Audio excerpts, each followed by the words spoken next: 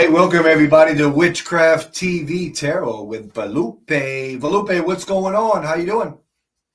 Oh, I'm doing great. Enjoying this overcast weather here, and I'm looking forward to the spring equinox in the strega. That's what we call the la primavera, equinoccio della primavera. What's that translation into English? Oh, it's the spring equinox from Italian to English, and it's it's the Ostara equivalent to the Strega equivalent to Ostara. Really cool. I like that time of year. So, I mean, it's spring equinox is the spring equinox, regardless of what you kind of say it. Mm-hmm. Really cool. Really cool. What's going on astrologically? Right now, as we all know, of course, to my other fellow astrologers out there, we all know that the sun, of course, is in Pisces, the sign of the double fish. So this is a time where it's like, I don't know. I hope this doesn't sound too generic, but it's kind of like a self undoing in an intuition sense. So this is to where our intuition is a bit heightened, and it's a bit more it's a bit potent. However, with the moon being in Sagittarius, which is a fire sign, which is opposed to Pisces being a water sign, when the moon is in Sagittarius, the transits of the moon, so it's a time when it calls for being also adventurous, or whether it being big or small, and it's a time to explore new pathways. But if you don't, then you may feel a bit restless, and you may be wanting to take a chance and just try something else new, something out of the box, and or something that broadens your horizons. And right now, this is a time, and right now is the time. But this would also, with this conjunction with Pisces, Sun and Moon in Sagittarius, so it's also a time where our gut might be out of whack, where I don't want to say maybe not out of whack, but also it's probably not we're not following our intuition as we should. I would say. And in addition, because the moon is in the third house, which is an auspicious time for communications and negotiations and contracts. So it's a time to really listen and learn.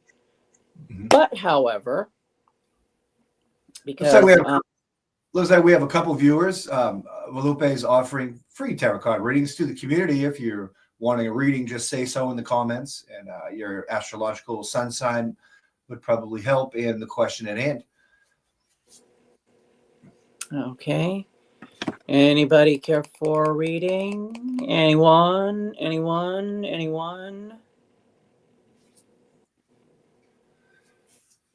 So the spring equinox is coming, and I'm really excited that, a marker of the spring equinox, like a majestic place that they do that, I'm pretty sure, is Stonehenge. Like they got like certain rocks that are formed a certain way, and the sun comes up a certain way, goes to a certain place, and then you're at Stonehenge, and that's how they measured when like these solar tides were like circling around. So there's going to be a hand fasting out there with Alexander Cabot, and we're going to be standing by all night, because there's boots on the ground at Stonehenge, and in their priesthood that's going to be helping Witchcraft TV and also broadcasting live from Stonehenge. So really excited about that. But speaking of solar cycles, spring equinox being one of them, what does that really do to what is it universally? There we go. I say universally. What is it universally doing to people's consciousness? How is it affecting humanity? And does it affect people's differently depending on what astrological or planetary correspondences that their stardust is made up of? As far as because is this the spring equinox, which is where the it's the first day, which is the first day of spring. So that's, and in addition, that's also the day where Aries ingresses, the sun ingresses into the sign of Aries. I would say this influences people in a rather positive way. It kind of enhances us to move forward. It might be make us slightly, I don't want to say short as far as patience goes, but at the same time, it's actually a good time to really give us a kick in the bum and really, motivate us into anything, that we want, because, it being, because it, when it comes to the first day of the equinox, this is where Aries ingresses into. So it's a good thing, and it's being a fire sign. Mm-hmm. And then you have also the summer solstice, where it's where the first day of summer, where the day is longer, and that's where the sun ingresses into the sign of Cancer, and that's a time to where it kind of like ground. I don't want to say, maybe ground is not the word to use, but sort of like, kind of like takes the water and then just like sort of like subdues us, maybe just a little bit, not too much, but just a little. And then where you have like the winter solstice, which is the first day of winter, which is where the sun ingresses into the sign of Capricorn. Oh shoot, I left out Libra. I'm sorry, Libra, which is the autumnal equinox, which is the first day of spring, fall. I'm sorry, which is where the sun ingresses into the sign of Libra. I'd like to welcome in Jody Brower. Thanks for watching Witchcraft TV Tarot with Volpe. Volpe is an adept astrologer and tarot card reader, and he mixes his astrology and tarot cards and offers free readings to the Witchcraft TV community, free of charge, and sponsorships are optional, but it's all free as a community service from Witchcraft TV, who recently just got nonprofit status and from the Secretary of State in Washington. So we're moving forward with that. Sorry to cut you off, Felipe. I just wanted to welcome in Jody Brower's watching. No worries. Hi, Jody. Welcome. And if you would like a reading from me, please say in the comments, and I will be definitely more than happy to give you one. So going back to, and please do, if you're inquiring, just type it in the comments. Okay. So going back to the spring equinox, those have come, I'm pretty sure that the spring equinox is one of the four major like witches' Sabbats, and it's one of the four majors, and then we have the four minors. Yeah. And it's almost it's an observation of like the solar, maybe we're basically bringing in spring. Like that is it's got to be it's the spring equinox is the first day of spring, right? Oh yes, of course. And also I forgot to mention because the 20th or the 21st, it depends on which one's. No, it's the 20th in this year. Oh, hello, Kason from Sri Lanka. Actually, the 20th is going to be. I'm sorry. Go ahead. I was just welcoming in. Kasan Lee from Sri Lanka. Good pronunciation. Any idea where that is? Sri Lanka? Sri Lanka. Yeah, it's like that island that is south from India. Oh, very cool. Very cool. Very cool. Mm-hmm. And I forgot to mention, it's actually the 20th of that's tomorrow. Shoot, it's an International Astrology Day. Oh, is it tomorrow? Yeah, nice. That's Yeah. I'm gonna have to remember that. That's Yeah. kind of cool. It was founded like in the early 90s, like 92 or 93 or something, by the International Astrologers Union. What does one do on International Astrologers Day? Oh, it's just like here's my theory. So I think they decided to make that particular day the International Astrologers Day. It's because we don't exactly know what did we cover Gemini? Not quite. We will cover that in a moment. So in ancient Babylon, well, in all accuracy, so back to astrology for just a second. Absolutely. Nobody knows the exact origins. However, the Western astrology, that the conventional one that we use today, it traces its origins back to ancient Babylonia. And this is where you know how like the first day of the year, which is generically has been known to be January 1st, but however, the ancient Babylonians, they based it the first day of their year on the spring equinox, which was March 20th or March 21st. And in addition, they based the astrological signs, and it always lasted on the whole duration of the month. And then when that month was, the last day of the month was over, when it was over, then the next astrology sign would kick in. So it's like, you wonder, why is it that half of the astrology sign, like Aries, which is like through late March through late March through early April, and this is because of the merging of the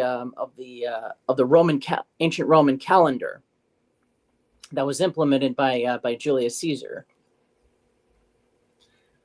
I think the biggest thing is that humanity, no matter what time period, has been keeping track of, the cycles, starting with like solar cycles, seasonal cycles, like throughout, throughout humanity. I'm pretty sure that the Celts celebrate the new year turning on Samhain, Halloween night, October 31st, and then November 1st being the first day of the year. And I think you're right. I think you're right with the Gregorian calendar. The Catholic calendar kind of made their own twist, and and then we have the Mayan calendar. So yeah, depending on like time period. But I think I'm fascinated mostly with the Stonehenge calendar, like the way that that's going on, and I'm not sure why that is, but it just seems like a very magical thing to. I mean, it's how do we analyze or keep track of the wheel of the year, through natural cycles, nature cycles, solar cycles, and then the moon cycles are kind of intertwining with all that. I think in astrology, that's a lot to take in, because then you have like all your zodiacs, you have your planetaries, and then they interact with each other. And I mean, is that all you utilizing all those factors in a tarot card reading? I think could be a force to be reckoned with. Agree or disagree? I agree, because it's just all intertwined. And I was just like, when I saw the image, when we were talking about the Kabbalah on one of our last shows, and how Aleister Crowley, how he implemented each path of the Kabbalah that had in astrological correspondences, and how could he have done it so equally? And I was like, I'm just like, it just really dumbfounded me. I've always been a pretty big fan of Mr. Crowley. I enjoy I enjoy a lot of his text, and he really scattered a lot of what he was studying throughout his life all over the place. And you have to buy like all these different books, and he hides things in different books. He doesn't make it easy. And No. I think, modern day occultists and ceremonial magicians are still trying to decipher his stuff, and he was just way ahead of his time, I think. Oh yeah. And the thing is the way he wrote, it was like so subliminal, because when I had to read the Book of Law like 3 or 4 times to really get a comprehension on it, because the writing style is just so bizarre. Book of the Law, I really love it. From what I understand, that's the OTO handbook. That's like the cream of the crop right there. Yes, indeed. I had a copy of an OTO print off of the Book of the Law, and when you read it, it's one of those things where you kind of decipher it yourself, and it's just like you don't know what it's going to tell you. But what I did like is I liked the fact that the writing, and it's authored as Baphomet. That was his name of writing, is Baphomet, but Baphomet was Crowley. So when he wrote the Book of the Law, he talked about the 3 major religions. I think he talked about Judaism, he talked about Buddha, and he talked about Islamic stuff. And he basically said that that Horus was way more splendid than all of those other things, and it's a weird text, and not one that I'm probably never going to be able to dissect it and like really know what's going on. What's your opinion in working and understanding of the Book of the Law? Because that's a really good piece of literature in modern magic. It really is. Well, I would say that he basically in a way that in all accuracy, it's like how do I explain it?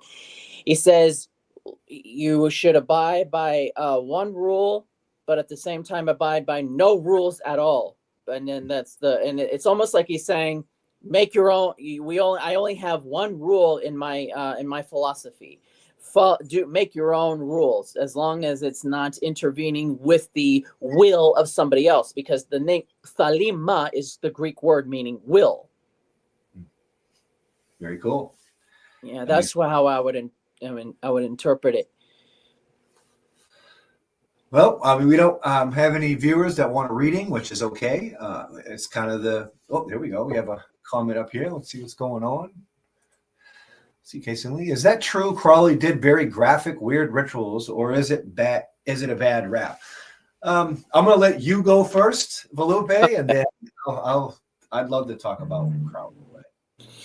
Well, rumor has it, and I hope I'm not going to get too graphic here, but it was said that when he founded the Abbey of Thalima in Cefalo, Sicily, he did implemented or sex orgies, at the Abbey of Thalima, and then he had like the children, he allowed children in the it's rumored. I'm not. Okay, so other Thelemites here, if this is incorrect, then please forgive me. But this is just from what I've heard. So don't come after me. Don't bite my head off. And if I'm wrong, I'm wrong. But it's rumored that he allowed children in there, and then they were allowed to watch, the adults have sex, and then they were allowed to walk around naked, and et cetera, et cetera. But yeah, don't quote me on this, because this is just a rumor that I've heard. I don't know if it's true. All right, so I'll give it a take. I think there was lots of gossip surrounding his work and everything like that. I mean, he's kind of like,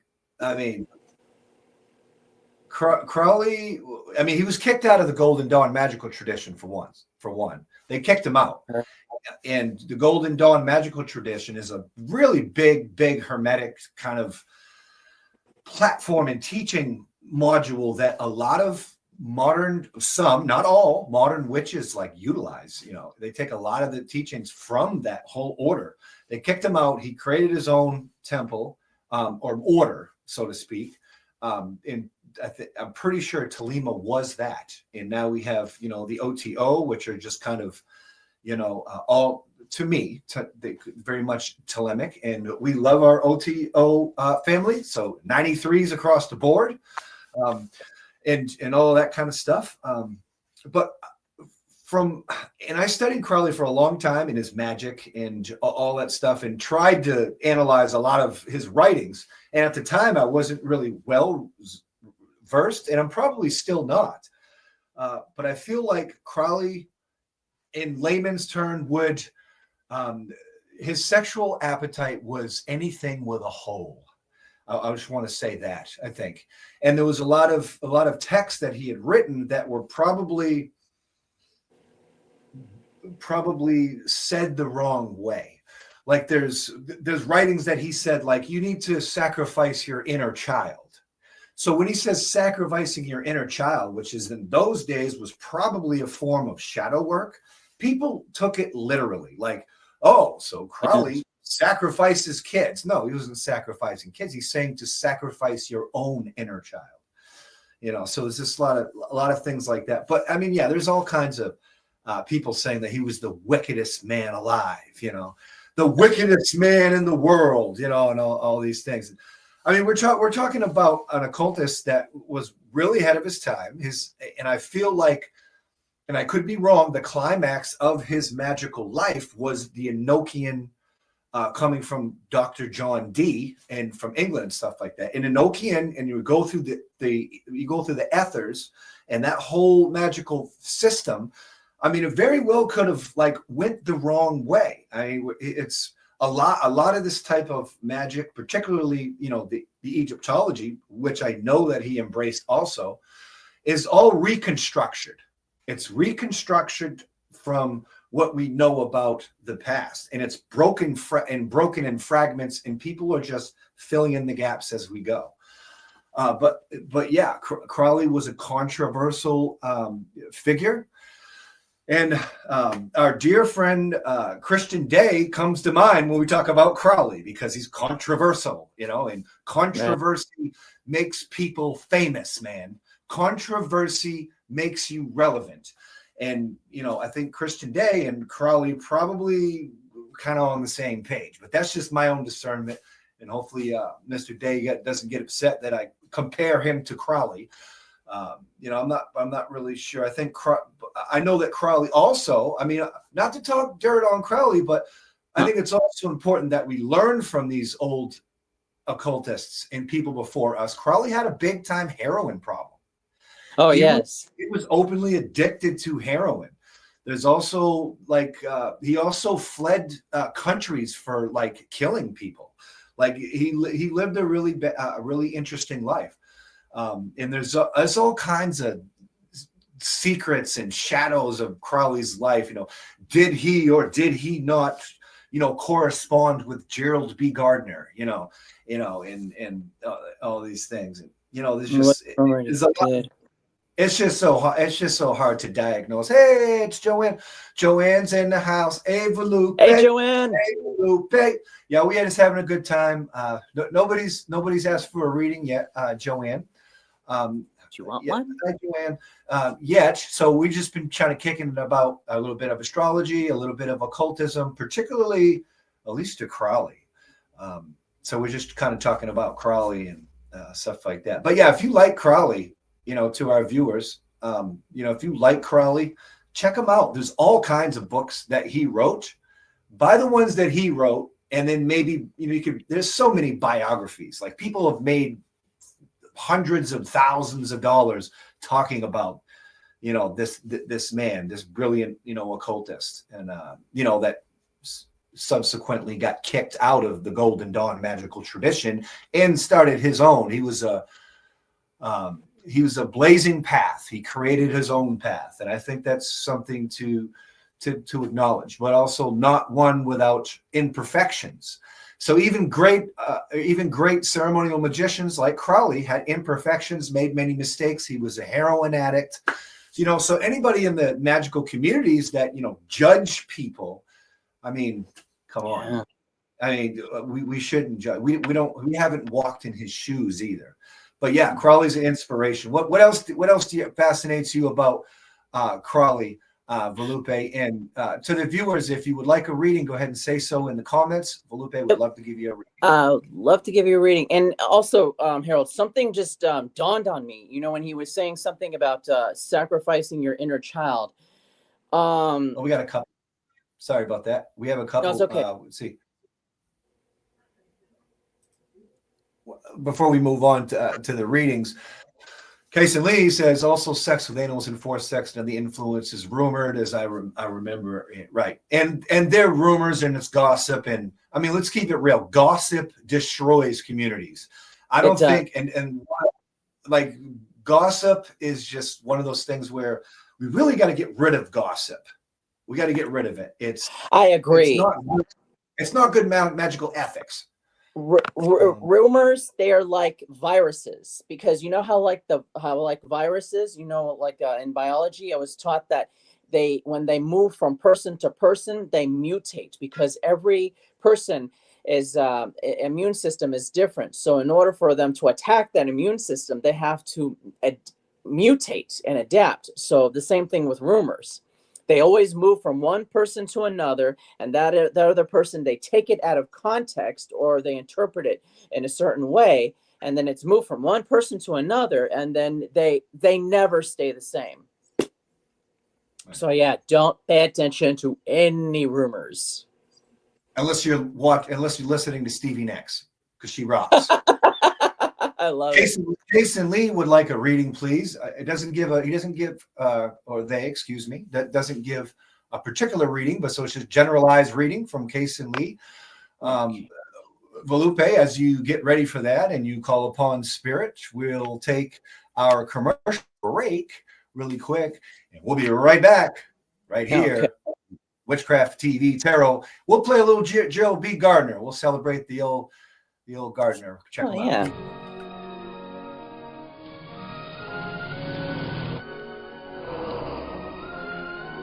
As we weren't able to produce any fairies, we found a self-professed witch instead, Dr. G.B. Gardner.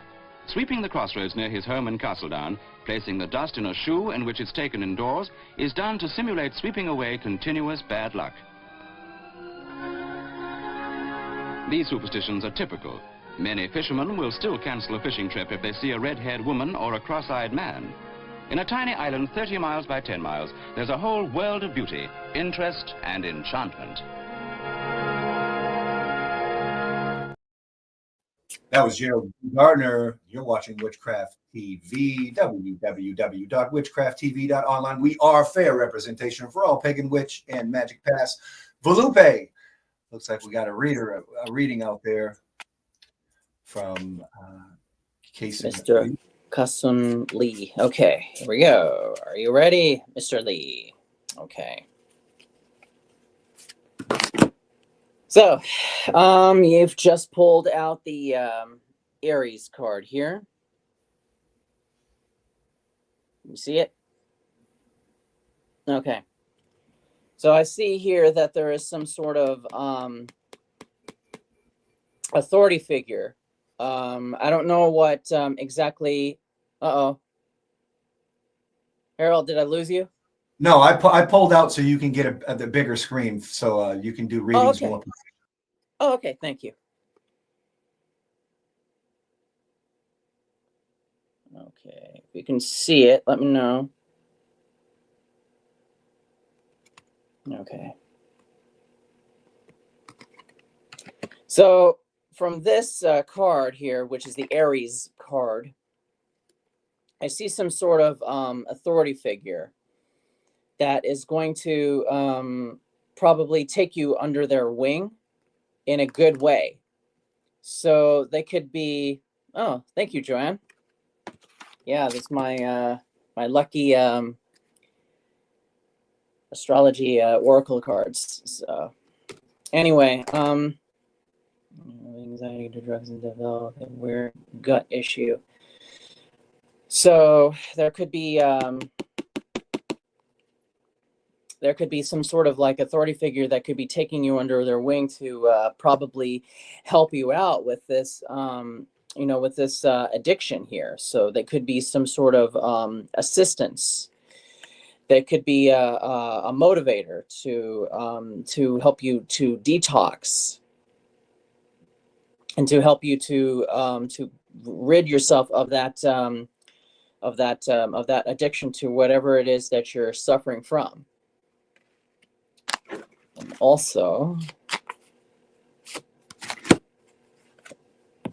so this authority figure that's going to be helping you out,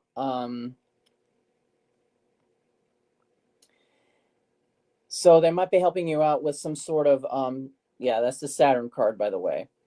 So I'm seeing on here that, from the way I see it, that this person might be introducing you to some sort of other approaches, some sort of another system that might be outside the box that you might not be, familiar with.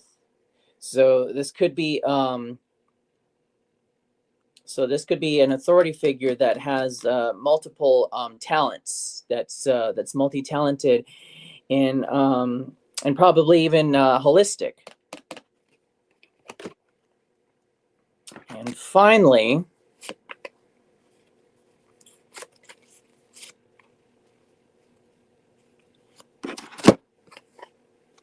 okay, so the Libra card.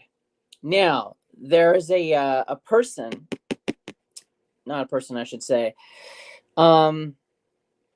This person who is an authority figure or a motivator, a mentor that does medicinal workings. You're gonna have to kind of stay under the radar, because sometimes there's like certain homeopathic treatment that is like not permitted by law, because like even like the pharmaceuticals, they prohibit, they prohibit like certain uses of certain things, of certain medications, certain treatment.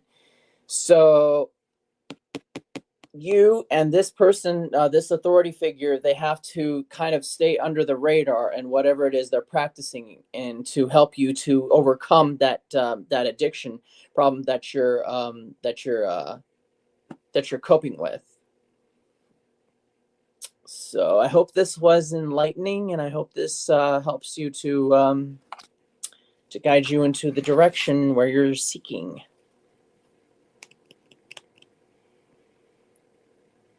I think you're on mute, Harold. Thank you so much for that reading. That was really good. I always love having you on reading for the community. You're really, really good what you do. And just so happy to have you part of the Witchcraft TV family. Thank you. One of our own, Joanne, get the party started. Pull a health card for me. Looks like Joanne's wanting a health card reading of some capacity. I'm sure that you'd be more than willing to help out the lovely Joanne. Of course, our beloved Joanne. You want a health card? Okay, so this is what I pulled out here. So yeah, Aquarius. This is the dawning of a health card of Aquarius. Okay, so way I see it here is that another one that I'm seeing that probably there's some sort of like homeopathic remedies that you want to use that's like hasn't been known yet, hasn't been told, or something that a lot of people don't know. And probably this would be something to consider on I would say focus on looking online, as far as like looking up anything that's homeopathic to what to the equivalent to whatever it is you're trying to address.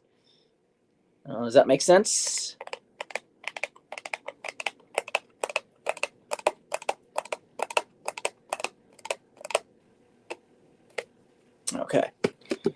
And did you want me to pull up another card for you, Joanne?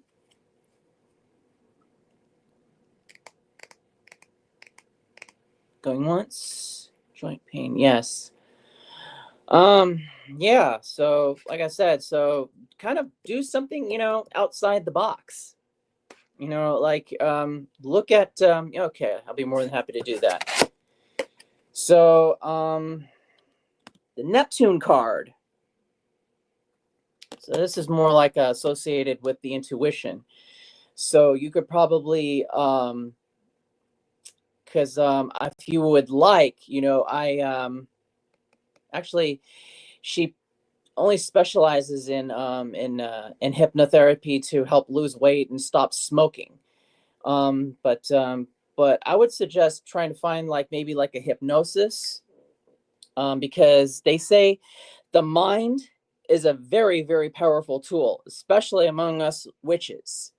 So with this joint issue that you're suffering from, I would say that you put it in your mind, and this would at least help to alleviate the joint pain on the meantime, while you also research the homeopathic remedies to help to treat the joint pain. Because I see here that that this sometimes it's just makes it to the point where oh, okay, yeah, and we'll message each other, and then I can refer you to my friend who she does these hypnotherapies. I'm not sure if she does them she lives in Spain. I'm not sure if she does this remotely, but we can inquire on that, because I'm pretty sure she can help you out as far as that issue is concerned. I'd like to welcome in Gwendolyn Donaldson Blake are watching. Thanks so much for watching Witchcraft TV Tarot. Welcome to the show. Back to you, Volpe. Sorry about that. It's okay. Did you want me to? Okay. And finally, last but not least, the Cancer card. So this is to where I'm thinking that I think that this is that there's a worrying about you about this health issue with the joint pain. So maybe that's the because this Cancer has been known to be the real warriors of the zodiac, and not warriors, I mean worriers, as in worry. So this could also be there's some sort of stress going on to where it's actually kind of contributing to your joint pain. So I would suggest doing some sort of stress management, stay away from any stressful activity whenever possible. And I know it's easier said than done, especially if you work or in a job to where it's stressful. Yeah, it can be hard, but it's hey, you get off work, and and then it's you just listen to something that is soothing, like a ASMR video on YouTube. It's what I do. You've heard of ASMR, right? Autonomous sensory meridian response, where they do the whole my sanitizer as an example here. And they do certain motions and certain sounds to where it triggers a relaxation in the brain. I never understood how it works, but it does actually work. It's like electricity. It's you don't understand how it works. You understand how it works? No, I don't understand how it works, but yet we really enjoy the benefits of it. It's lighting up me, for example. So yeah, but yeah, just whenever possible, and I know it hurts, stay away from stressful situations.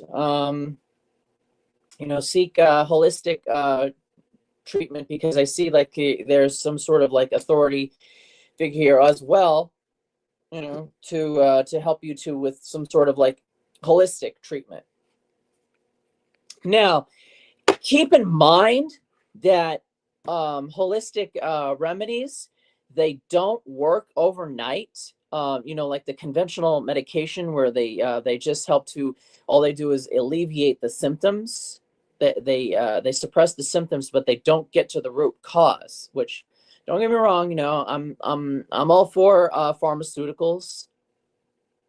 Would I benefit from them? Do you think? No, you're fine. You're fine, Kasun. Yeah, I mean, everybody benefits from hypnotherapy, as a matter of fact, because like I said, the mind is a very, very powerful tool. And there are things about the human brain that scientists can't even explain. But yeah, no, I feel you too, Kasun. Yeah, I do suffer from anxiety as well. And I don't know how to spell this, but look up Ashwagandha. It's a natural remedy that they grow in India. Ashwagandha, and that's actually good for alleviating stress. I take it myself. I used to take it in pill form, but now the pill form is expensive, so I buy it as a tea version, and it really helps. So yeah. But yeah, Joanne, I hope this was enlightening, and I hope this guides you into the direction to where you're going. Yeah, and once again, I'll refer you to my friend in España, where she can help you with the smoking. Oh, so you develop the anxiety when you're withdrawing from the drugs, I take it. Yeah. Well, it's good you're withdrawing from it. Ashwagandha. Yeah, that's the one. And I believe that is the exact spelling. Yep. Okay, so yeah, Ashwagandha. That's the one. You got it. Oh, the gut issue. Okay, so the gut issue, that I'm not certain, because I vaguely know much about homeopathic remedies. I'm all for them, but I would say apple cider vinegar would be good because it has good digestive properties. Ah, cool. You have it in Sri Lanka. Ashwagandha. Probiotics, yeah. Like what is it here? Yeah. We have kombucha. That's a good antibiotic. Try to drink as much as I can. Ginger is a good thing for alleviating gut issues. Yeah, all sorts of things. But I can't really prescribe anything because I'm not a doctor. I'm not an herbalist. So you want to see, like a homeopathic practitioner for that, because yeah, like I said, because my specialty is only astrology. So yeah, but I hope this was enlightening, and I hope this would guide you into the direction that you're seeking.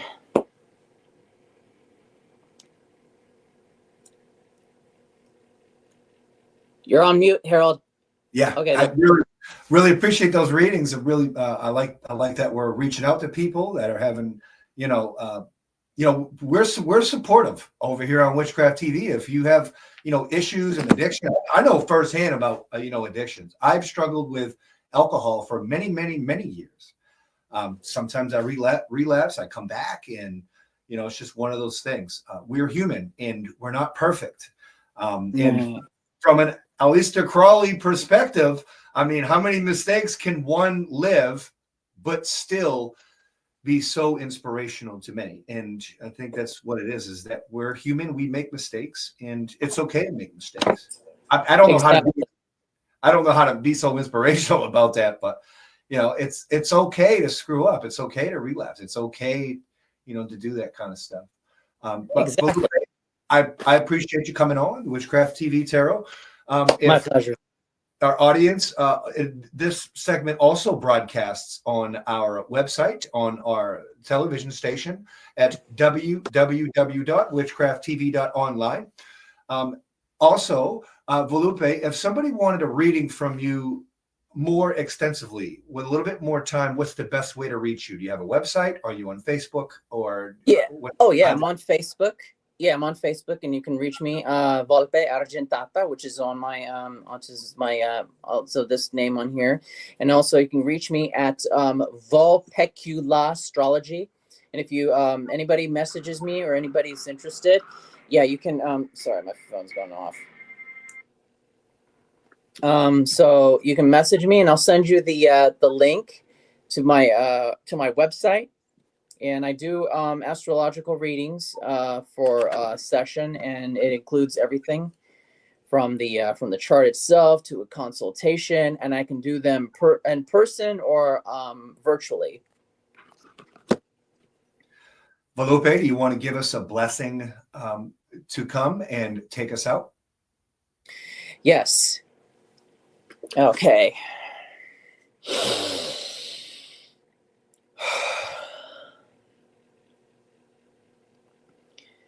May your minds be enlightened and be able to see into the fifth dimension and be able to guide you into the direction where you wish.